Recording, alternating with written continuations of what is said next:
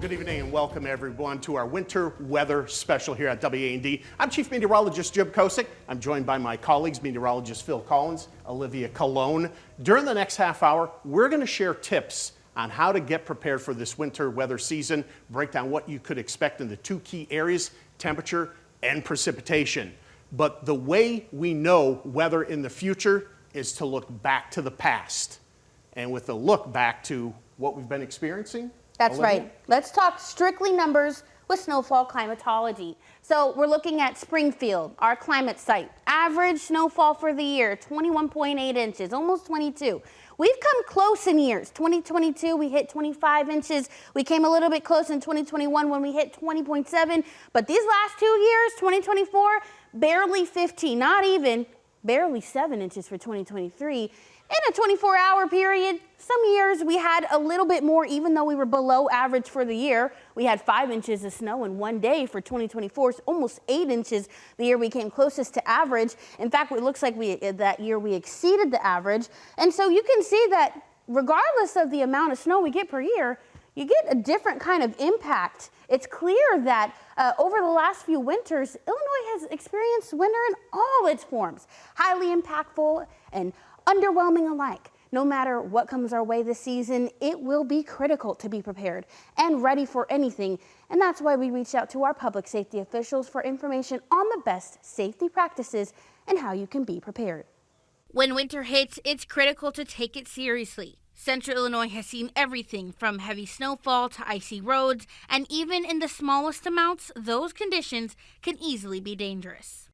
A lot of times when the snow does come down, it doesn't seem like there's a lot, but with the falling temperatures, the roadways do get slicker. That caution isn't just for your safety, but it's also for everyone else's. Take it slow in ice and snow. It doesn't only affect their vehicle as they're driving, the snow comes up, but it does also affect other vehicles if that snow does hit them. That also includes our snow plows. They keep us safe best when we keep them safe too. We're in our office while other people are trying to get to theirs.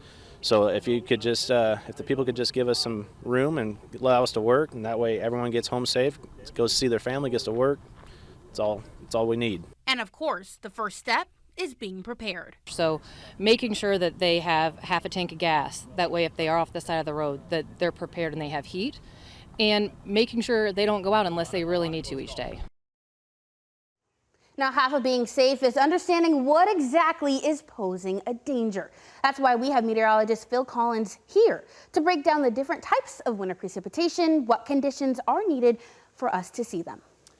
Yeah, you know what? We see all different forms of precipitation across central Illinois over the course of a winter. You just think about where the temperatures are all the way up from the clouds down to the ground. So every single time we get precipitation at the cloud level, it is freezing cold.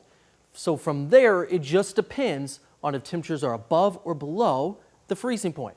If it is above the freezing point, meaning 32 degrees or greater, the actual precipitation melts in the form of rain.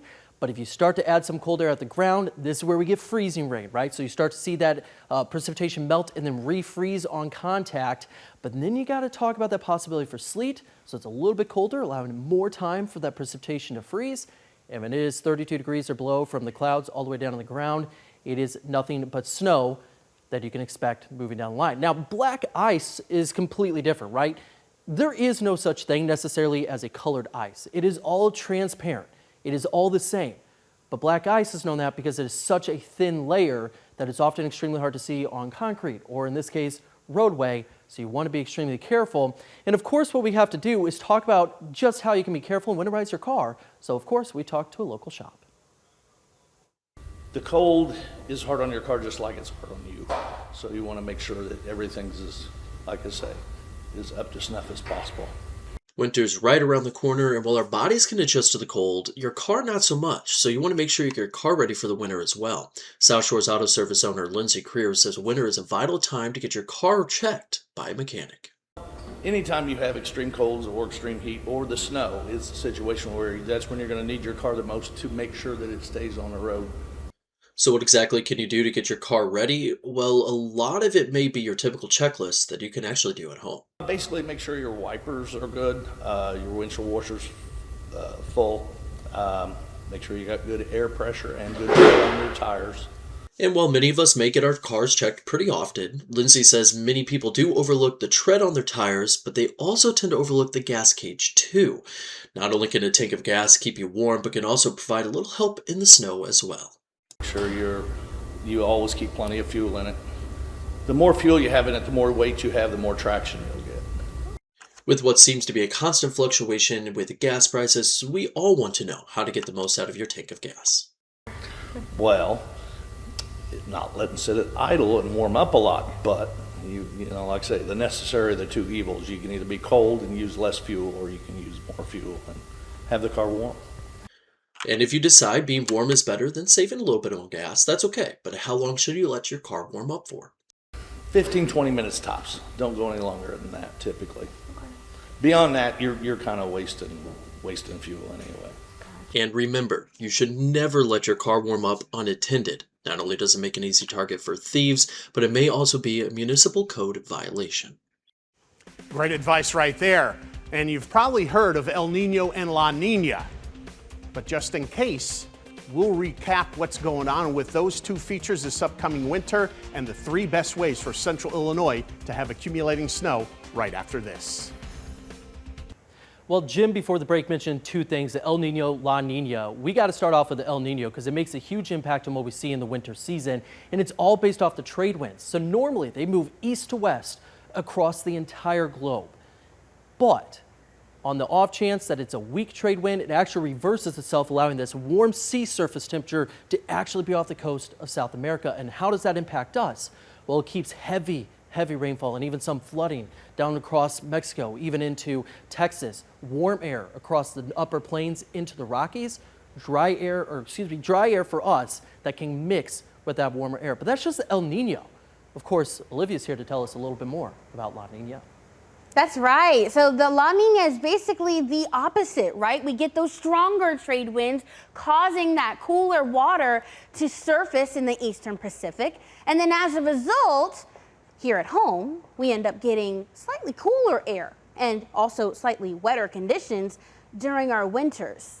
Now, the thing is with the El Nino and La Nina, they're both in a neutral phase throughout the winter. So that negates what you guys just mentioned. But there's other processes in place that we'll be talking about. But first, we wanted to know, what's your favorite part of winter? And sure enough, look at this, white Christmas. You know, I can't argue with that. Hot chocolate is awesome as well. Who goes sledding? Are you a big fan of sledding? I've never Olivia? been sledding before. I'm Whoa. from Georgia. Well, you can start. Hey, 3 big ways to get snow. Olivia, tell us about one of them.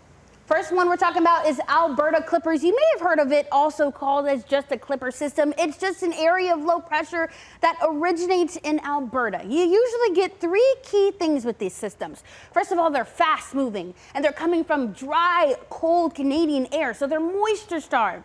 And they drop, at best, a few inches of fluffy snow. Now, they also can bring that big, frigid, cold Canadian air and gusty winds behind them, typical with any cold front, but it's enhanced because it's coming out of Canada. And that's usually the key things that we get with those clipper systems, but there's a couple other things that can give us some snow as well. Yeah, the other way that we can actually look at this is whenever we talk about overrunning from the Gulf. This is where you get some cold air across the landmass down there across some of the Gulf states, but warm air coming off the sea. And what actually happens is they layer. You get that cold air and that warm air, they mix, and you get rain to turn to snow across the Gulf states, but then it actually lifts northbound, and we get that here in Central Illinois. So this is one of those old weird scenarios in which cold and warm air actually work in favor of each other, and they combine, bringing us heavy snowfall across the Midwest. It's not always the most common thing that we see, but of course, there's one more way we can get some snowflakes across Central Illinois, a good opportunity for that. Jim, what you got for us? Yeah, if you remember the winter from a couple years ago, we were talking about 14, 15, 18 inches of snow across parts of Central Illinois. That was your overrunning setup with that Gulf moisture into the depth of cold air. The other way is when we have a cool front to come into Central Illinois and stall just off to our south. We call that a baroclinic zone, B zone, and you'll hear us talk about that time and time again throughout the winter season. It's a sharp drop in temperature along a constant pressure line. By history, we know that allows wet weather to blossom on the northern flank of that front. Now, depending on the temperature profile, it very easily could be rain. We have seen that in past winters, but if it's cold enough, you're going to have snow or a combination of everything. Sleet, freezing rain, oh my goodness. Don't even get me started on that messy mix. And speaking of messy mixes, what you've all been waiting for, the actual winter forecast for temperature and precipitation in just a few moments from now. Stick around.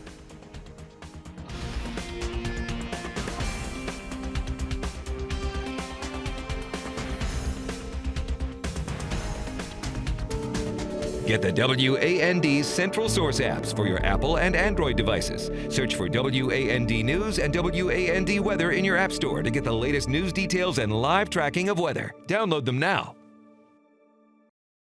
So if El Nino and La Nina, as we mentioned prior to the break, are out of the equation, there's numerous other teleconnection patterns across the northern hemisphere that we do have to keep tabs on. And there's three key ones that I truly believe are going to play a major impact on what we have in terms of temperature and precipitation in central Illinois this winter. Number one, the Arctic Oscillation.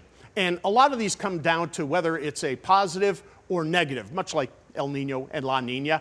In a positive Arctic oscillation, you have a fast zonal jet stream, which doesn't allow for a lot of cold air intrusions. This season is a slightly negative Arctic oscillation, so look for a weaker jet stream to allow intrusions of cold air out of the Canadian plains. And this is what's going to be happening early this winter season.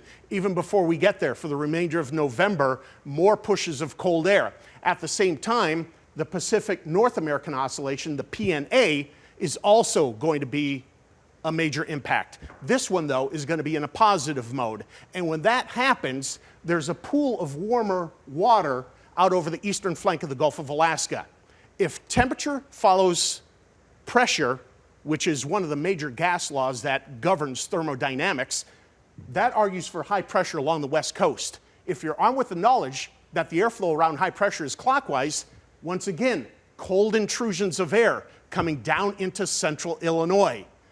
Last, but certainly not least, is the MJO, the Madden-Julian Oscillation. Say that one 3 times fast. It has 8 different phases that starts in the Indian Ocean. That's your enhanced precipitation.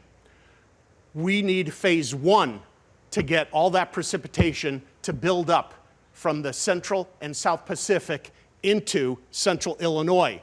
So it's going to be key, those 8 phases work on a 30 to 90 day cycle. That's huge. That's 1 to 3 months. So the key question is whether or not we could have the right phase of the Madden-Julian Oscillation to go along with the depth of cold air that's going to be coming on into central Illinois. And that is going to lend toward our forecast. I do believe we will see the MJO tag teaming with that cold air, especially true late season. Early season, I think this one's going to be more of an Arctic Clipper system. So most of what we're going to have in terms of precipitation in the snow and ice department will be back-ended over the second half of winter. So I'll say near average precipitation for snow, running 18 to 22 inches. But at the same time, it's going to be a cold winter, something that we simply have not had over the past couple of years. So that's a big change that we're going to take shape across the area. But Olivia, I am just appalled, even growing up in Georgia, that you've never sledded. They have the North Georgia mountains. I'm sorry, does a toy box count? Hang on, but I want to love go back to the winter forecast real quick. So what you're telling me, those February days in which we get down to like -10 overnight, you're saying that's going to be likely as we get into... I certainly think so, and we have had them in the past. I believe we're at least a 1 or 2 of those. So we'll take a look at that, whether or not it's going to kind of correlate to a white Christmas, coming up right after this. Well, anyone that knows me knows I'm a little bit of a history buff. So, of course, we always ask, will we get a white Christmas? So here's the definition, right? Just to clear things up in the air. At least 1 inch of snow on the ground on Christmas Day by 7 a.m., not afterwards, in the morning. Whenever we look at this past 30 years, this is all that we've had. 95, 99, 2000, 2010, 2017, with just 5 inches. So realistically, the snow needs to come overnight or the day before. Now, it can already be there for a few days. That's what's important to know. So what are our chances in Central Illinois? I'm sorry for all the kids. It's a 25 to 30% chance. It's not looking too promising, especially because you're saying the snow's back into Right, the season. exactly. The only thing, and it's never no. So what we need, when Olivia was mentioning the Alberta Clippers, if we could get one that comes through on Christmas Eve, that would be perfect time frame. But in general, it looks like it's going to be January, February. So there's kind of two pushes of cold air, the one early season and the one late season. Got to get that precipitation to match up with it. Yeah, and we're talking about Alberta Clippers. We're talking about oscillations, El Nino, La Nina, and a lot of it may be confusing and jumbled, but you don't have to worry about that part, right? That's our job. What you can do is simply download the weather app, which gives you all the notifications as you go ahead about your day across Central Illinois. And so the WAND weather app, it's free. You can download it. Love free. Love the free, and we will never charge for this, right? You can get it on Apple Play Store, Google Play Store, Apple iTunes, or what is that? Anywhere you can find it. No matter where it is, you can find it. It is absolutely free to download, and it goes with you. So if you're traveling across country, it will help you out no matter where you are across the... And you're going sledding this year. I'm going to make a promise that I will try my best. Probably not on Christmas, though. Maybe we'll even have a giveaway. First inch of snow, send in a postcard, and Olivia comes and shovels your sidewalk. That's not what we agreed on. I love it. Phil? Thanks for joining us.